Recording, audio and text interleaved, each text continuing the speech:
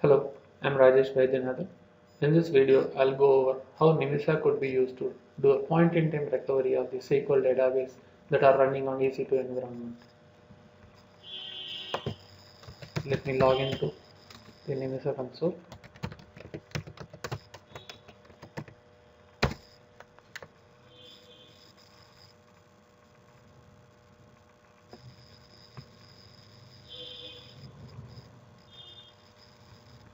Let me pick the backup group, one of the backup groups. So as you can see, it has taken a bunch of backups.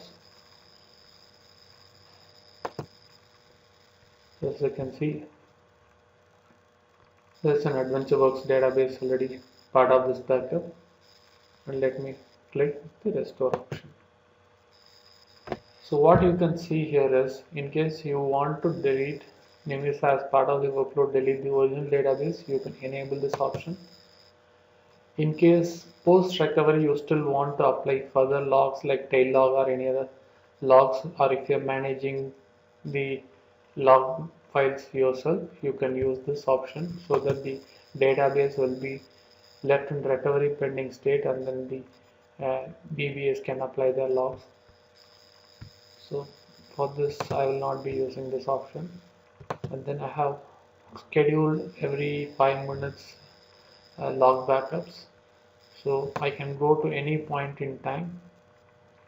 So the log backups are from 11:10 to 12:01, so I just go and apply till 11:49. Before I go ahead and trigger the restore, let me go to the system. So I have this, let me delete this database.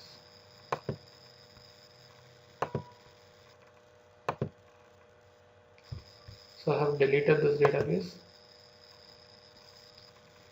Let me go ahead and say restore.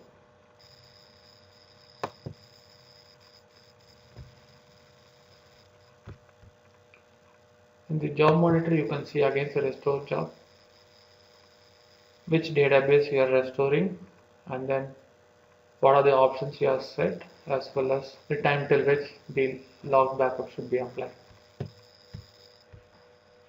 So the restore operation is completed. So you can see the progress, what has happened. So the database got restored, and then all the log backups till the point in time got applied. Let's get into that machine.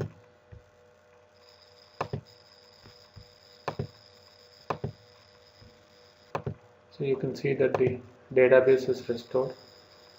And then we can also check the SQL logs if there are any errors.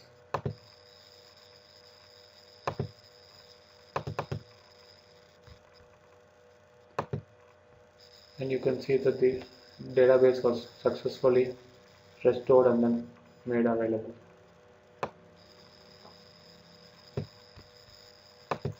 Thank you.